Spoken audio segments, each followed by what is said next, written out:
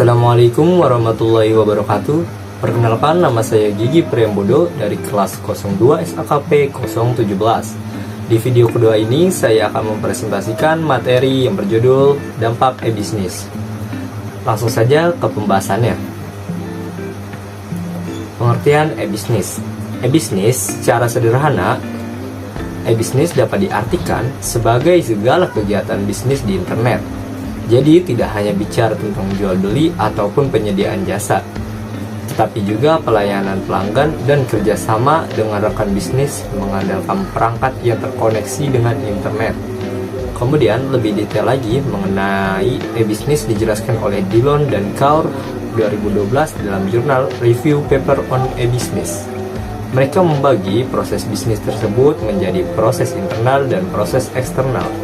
Proses internal meliputi sumber daya manusia, sistem keuangan dan administrasi, sedangkan proses eksternal meliputi penjualan dan pemasaran, penyediaan barang dan jasa, serta hubungan dengan pelanggan.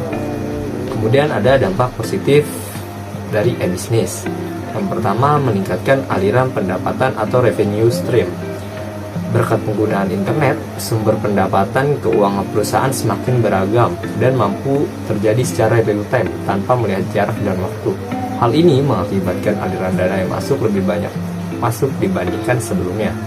Kemudian yang kedua, meningkatnya pangsa pasar atau market exposure. Perusahaan yang menerapkan e-bisnis akan lebih mudah melakukan penetrasi pasar ke berbagai daerah baru dan menemukan calon pengguna atau calon pembeli baru. Ini juga termasuk jangkauan ke luar negeri, sehingga pangsa pasar baru semakin terbuka lebar. Kemudian ketiga, menurunkan biaya operasional atau operation cost. E-bisnis selalu dapat meringankan untuk kegiatan-kegiatan biaya operasional. Keempat, meningkatkan loyalitas pelanggan.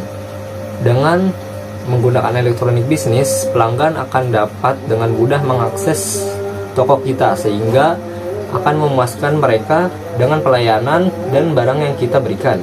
Kemudian yang kelima, manajemen mempersingkat waktu produksi. Dengan adanya elektronik bisnis, kegiatan produksi akan mempersingkat waktu.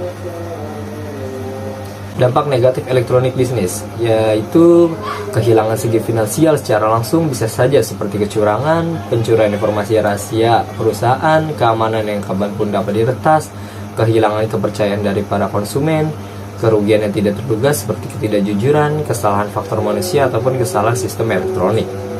Kemudian contoh nyata dari kasus tersebut seperti perusahaan Bluebird. Di era berkembang pesatnya ojek online di Indonesia, mereka mulai membangun bisnis taksi online versi mereka sendiri untuk menandingi kekuatan besar Gojek dan Grab di bisnis ojek online. Sekian video kedua ini, kurang lebihnya mohon maaf. Wabillahi taufiq wal hidayah. Wassalamualaikum warahmatullahi wabarakatuh.